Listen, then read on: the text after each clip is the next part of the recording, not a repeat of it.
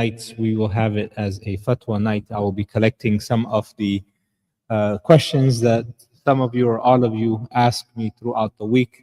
In order for the benefit of the rest of the community, we will do it on a Saturday night. So that way everyone else can benefit from this as well. One of the common questions in the past week or 2 weeks or 3 weeks I got is when it comes to making tasbih. A lot of, not a lot, but at least 3 or 4 members of the community, they came to me and they said, can you make tasbih with your hands? I say, yeah, you can make tasbih with your hands. They say, no, can you do it with both your hands? And they said, I said, why are you asking me? They said, because they have been hearing that to make tasbih with the left hand is against the sunnah and it is haram actually. And of course, they say this based upon what they have heard from the hadith of the Prophet ﷺ, narrated by Aisha radiallahu anha. Anything the Prophet ﷺ would do that was good, he would start with his right hand. So if he would enter the masjid, he would start with his right foot. If he would come out of the bathroom, he would come with his right foot. When he would put his clothes, when he would drink his water, eat with his right hand, and so on. So based upon this, some of the people, some of the scholars, they said when you are making tasbih or dhikr or counting, you should do it only with your right hand and not with your left hand, because left hand is used for najasa. Okay, this is one view. However, there are other views and there are other opinions of great scholars like Badruddin Al-Aini in his book Sharh Sahih al-Bukhari, in which he said actually it is preferred to use both your hands. Not only is it permissible, but it's actually preferred to use both your hands to keep count of the tasbih. Why? He said because so that way you can, both of your hands can testify for you on the day of judgment. So to make qiyas that, oh no, the left hand, only bad things. Okay, well, don't you carry the mushaf with both your hands, for example? Or when you come to the masjid, do you not walk with your left foot as well? Or do you only hop on one right foot? You're hopping. Why, brother? Why are you not coming to the masjid with your left foot? Oh, because you can only use, the masjid is beautiful, you can only come to the masjid with your right foot. Yes. But do you see, no one really uses that kind of an argument. Okay? Yes, there's a specific hadith that the Prophet ﷺ said, only eat with your right hand and only drink with your right hand. Those are very specific. So we do not use the left hand. In fact, to use the left hand to eat and drink is haram. It's not permissible. But there's no hadith that says you cannot use the left hand for counting for the purpose of tasbih. Okay? And so this is an opinion. And if you follow that opinion of the scholars, may Allah reward you, may Allah bless you. But do not go around saying it is haram. Say it's preferred according to the scholars that you follow. And if you follow a different set of scholars, then you can go ahead and as long as a scholar told you it is okay that you can use both the hands to make tasbih. How are you going to keep track of the tasbih that takes 100? You have to do 100. La ilaha illallah wahdahu la sharika lahu lahu mulku wa lahu alhamdu wa huwa ala kulli shay'in qadir. How are you going to keep track of it with just one hand? Huh? You have to use both. Huh? 7 times. No, more than that. Oh, 7 times. Yeah, that's right. 7 times. So then how do you keep track of 7 times? I can't even keep track of my tawaf around the Kaaba. And this brings me to another thing. When we are making tawaf, is the Kaaba on my left side or on my right side? It's on my left side. Counting. Yeah. But it does be the same hand that No problem. Yeah, you can do it with your left. Yeah. You can do it. So when you're making tawaf, you're having the tawaf, you're going counterclockwise, and and the Kaaba is on your left hand side. Based upon your logic, it should be on your right hand side. But no, there are specific things that this is how the Prophet ﷺ did it, and so we do it despite our analogy and despite our intellect. And there are some things the Prophet left it open. So, if he left it open, this is mercy for the Ummah. There's no reason for us to be rigid about the religion in matters in which the Islam was not rigid about. Does that make sense, brothers? This is the whole point I want to make. Not to say that you are wrong and I am right, or that scholar is wrong. And no, it is to say, khalas, anyone who is doing it, 2 hands, 1 hand, 1.5 hands, no problem. Bismillah. Okay, no need. The other question is when it comes to Ramadan, some of the sisters, they asked, is it permissible for us to taste food in Ramadan while we are fasting? Because their husbands are a bit too picky, and they said to please advise their husbands take it easy on them in Ramadan because they are also fasting. So their husbands, they are very particular when it comes to the salt level and the spice level. The spice level and the salt level. I was just asking one brother after Maghrib Salah here. I said, is it better for you to live 100 years, but you eat very simple food, no oil, no salt, no spices, just simple, but because of that healthy food, you live for 100 years? Or do you want all kinds of oil and spices and salt and this and that, but you only live 70? He says the second one. They say, what's the purpose? What's the purpose of living such a long life if you cannot enjoy the food? So this is the mindset, the mentality of some people. They don't mind living 30 years younger as long as their food is the specific way. Okay? There's actually one restaurant in which they have a special kind of burger. It's called triple bypass or heart attack type of burger. Huh? Yeah, heart attack burger. Yeah? There's a burger, it's called heart attack burger. Why? Yeah. Because it has all kinds of fat and trans fat, and you need a triple bypass surgery just so that way the cheese can go. Jokes aside, is it permissible for a person, or imagine you are a chef working in a restaurant, you got to get those things right, otherwise your business will go down. So the scholars like Abdullah ibn Abbas, he said that it is permissible to taste food for the purpose of just checking whether it has the right amount of this or the right amount of that. It is permissible as long as you do not swallow it. You can just go ahead and put it on the tip of your tongue and see, okay, is the spice, or forget about the spice, is the salt level, acceptable or not? And of course, you're not going to go to 100 different pots and start, doing it. Otherwise, khalas, you might as well just taste the food in the first place. Okay? Not be fasting that day. But it is permissible, my dear sisters, that you can taste the food just to check whether the salt, and it is, especially if you're going to be cooking for the masjid and there's other people, or for a business, then that is permissible. Another question I got is whether you can brush your teeth after suhoor, after Fajr Salah, when you're going to work, can you brush your teeth? And the simple answer is yes, you can brush your teeth. In fact, the Prophet ﷺ used to brush his teeth with miswak. And if someone says, well, there's a difference between toothpaste and miswak, no, the miswak also has a kind of taste. That is, you cannot say it's a taste of just regular water. No, there's a taste in the miswak. So you can brush your teeth with toothpaste as long as you are careful enough to not swallow it.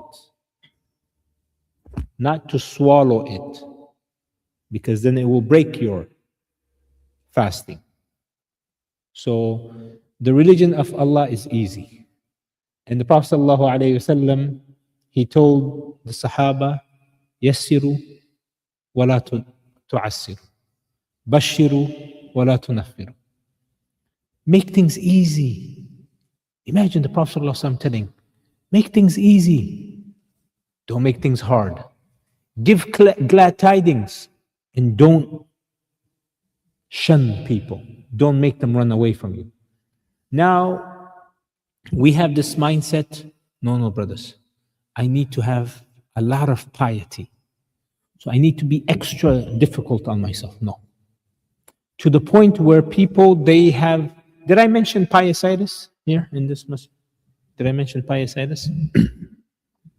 Some people have a disease, it's called piesitis. They want to be extra pious. To the point where even in Ramadan, they have this piesitis. Do you guys know what piesitis is? No? Some people don't know. Pious situs. It's a disease of being extra pious that the religion of Islam said there's no such thing as that. So a person, he takes Islam more than what Islam is telling him to be.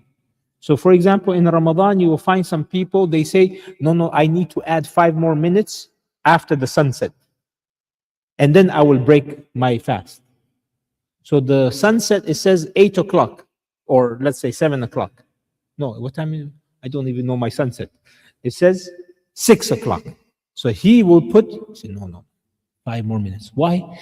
To make sure the sun doesn't come back up again. No, brother, come on.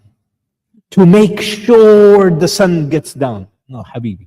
Once the sun gets down, it will not come back up again. If it does, the last thing you should be worried about is the day of judgment. Because the day of judgment will come when the sun comes back up again from the west.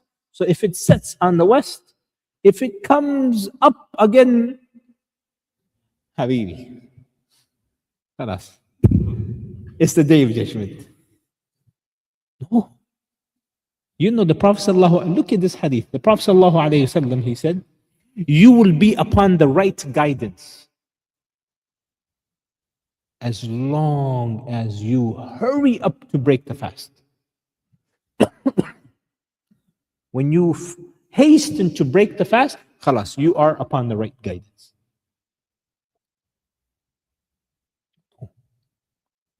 If it says 6 p.m., no need to get into piesitis mode. That I need to go ahead and be extra pious. And they say, brother, can you please wait? And sometimes they will use the excuse, brother, you waited the whole day. What is 3 minutes going to do to hurt you? Yes, it will hurt my religion. You know, they use this excuse. Ajib, wallahi. They will use logic. They said you waited 12 hours, 3 minutes is going to kill you. Yeah, it will kill my religion. It will not kill me. But this is what the Prophet ﷺ said. Once the sun sets,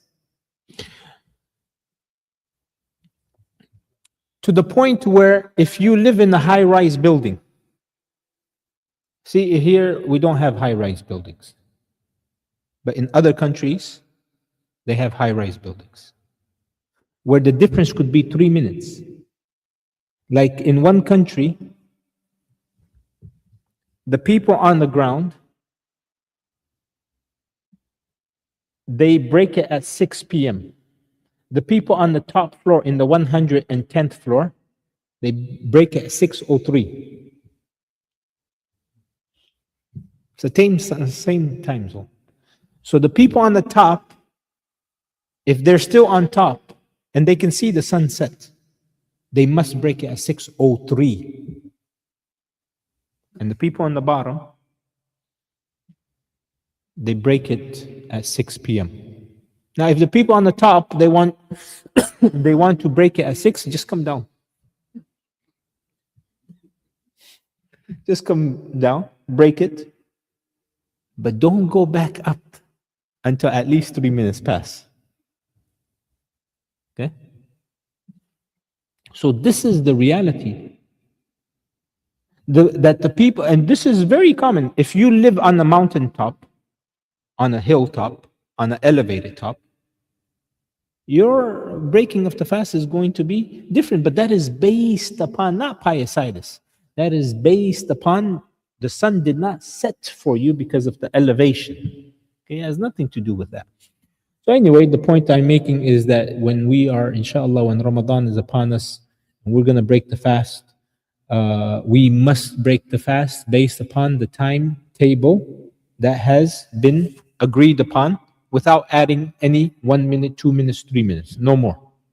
None of that. Okay? Once the sun sets, trust me, brothers, it's not going to come back up, and you can break your fast, even if the adhan is not called.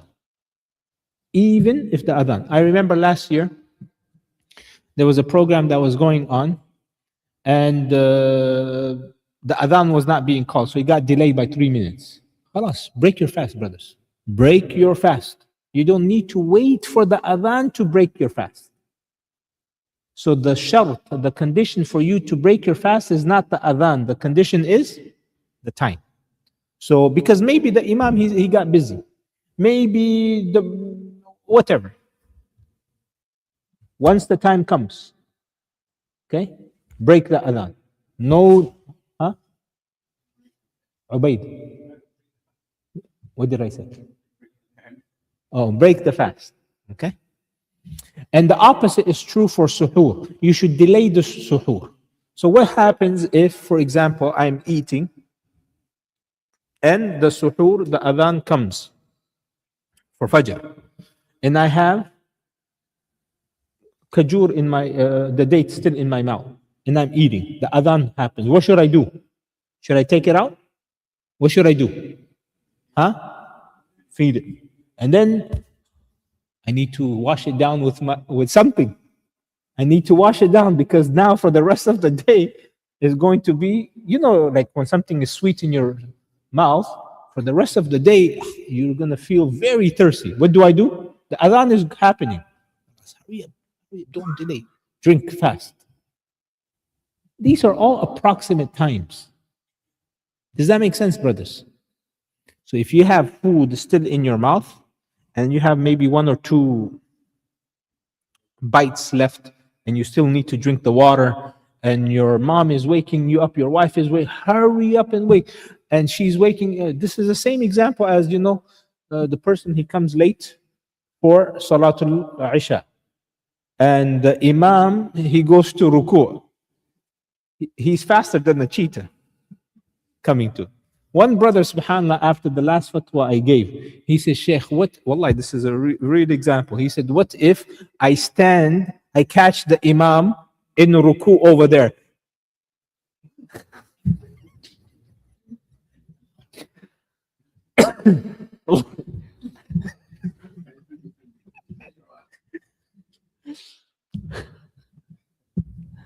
He said, what if I catch it over there?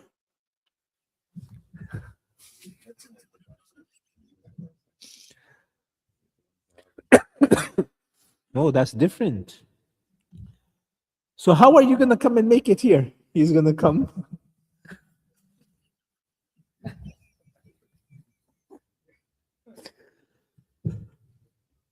No, you can't do that. Okay. So we cannot treat the adhan or the iqama in that kind of a way. Jazakallah khair, brother. I have so many water bottles here. Okay. طيب. Any other questions? Any other questions? Yes.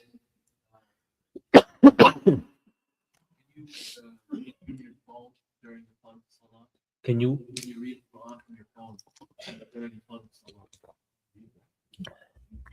Can you read from your Quran phone, from the Quran app on your phone in the Farz Salah? No, you cannot. Yes. If you only know Surah Fatiha, khalas. That's good. Yeah. No problem. If you wake up, if you forget to wake up for suhoor and you wake up for fajr, خلاص, you already made niyyah in the beginning of Ramadan. You don't need to make niyyah every single night. Yeah, no. That's what I'm saying. The niyyah you make in the beginning of Ramadan for the next 30 days. That's it. Yes, you're in Rosa. You're still fasting. Yes. I cannot hear you.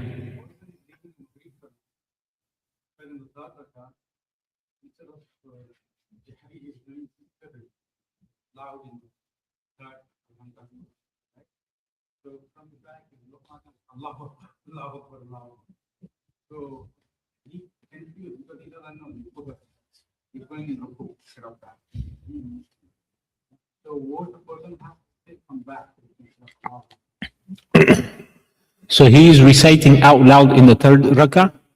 Yeah, and everyone saying Subhanallah. Yeah, and everyone is saying Subhanallah. Whatever. And then, so he takes this to, yeah, and then, yeah, that person should not be leading the salah if he's confused. No, I'm telling you. Okay, just listen. I'm saying this with all seriousness. That person should not lead the salah. Not because he made a mistake. No. It's much deeper than that. He doesn't know the basic fiqh of salah. He becomes confused, so he goes to ruku. No, you don't. If people are saying Subhanallah, Subhanallah, you don't go to ruku. Do you understand what I'm saying, brothers? That person should not be leading the prayers. Just like a person who doesn't know tajweed, he doesn't know how to say Allahu Akbar, or he doesn't know how to say Hay or Salah or Falah, he should not be giving the adhan. Simple as that. So that's why it's like, I'll give you an example. Will you learn English from a person who doesn't know how to speak English? I don't need to say, will you take medicine from a doctor who doesn't know how to practice? I will not say big example like that. You will not learn English from, with all due respect to anyone who's Chinese, you will not learn English from a person who only speaks Chinese or Urdu. Very simple. So that person's simple answer is, because I don't know how to answer that question. You know why? Because a person who knows the fiqh of salah, he will not do that in the first place. It's like, if everyone is saying Subhanallah, Subhanallah, so the guy, he goes to sajda, and then when everyone is in sajda, he gets up and he runs away. What do we do? I don't know the answer to that. I don't know what to do. Repeat the salah all over again. Why did you put I think the masjid or the community should do that. This is why you need, a masjid cannot function without an imam, the same way a hospital cannot function without doctors and surgeons. And qualified doctors and surgeons, not those who cheated on their exams. Okay? Yeah, very good. All right, inshallah, let's. By the way, this is Q&A. Anyone who wants to leave, they can leave. This is not a dars. But we'll take one more question and then we'll call it a night, inshallah. Yes, Adil.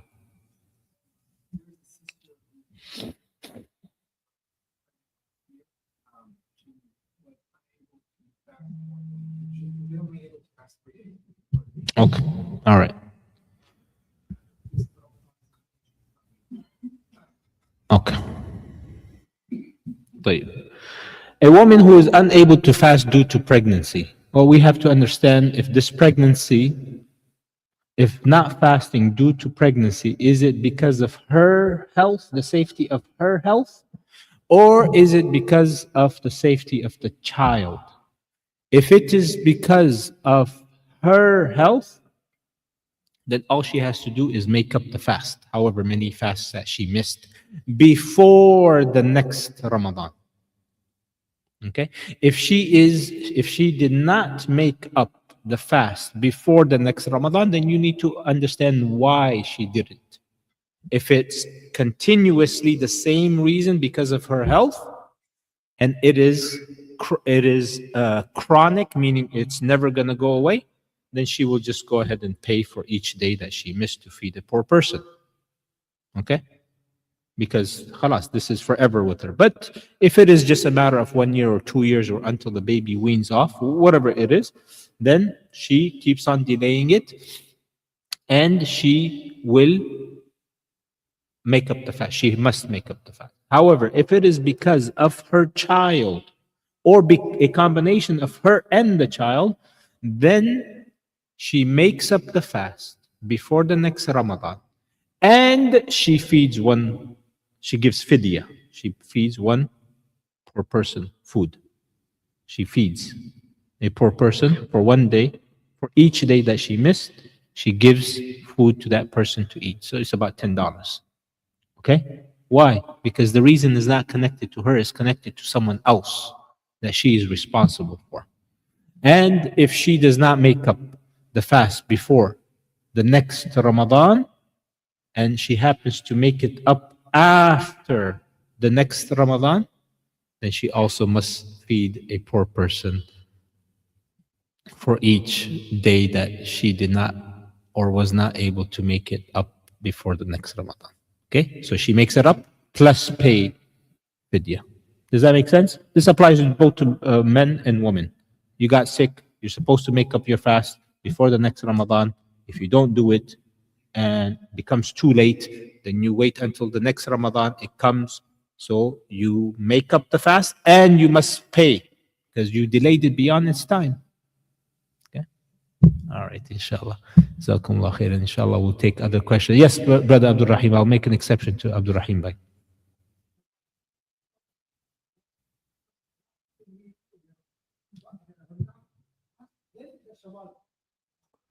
Yeah, very good. So if you're gonna make it up, brothers, don't make up any of your Shawwal fast. Do your fard first, and then if you have energy and time, then you can make up your Shawwal fast. By the way, Shawwal fast can be made even after Shawwal, and you will get the reward of it, inshallah. Okay. Jazakumullah khair. Any questions? You see me here Tuesdays. From Tuesday onwards, just send me and I will save it, and we will have it for everyone's benefit. Mention the answer to it. سبحانك اللهم وبحمدك أشهد أن لا إله إلا أنت أستغفرك وأتوب إليك.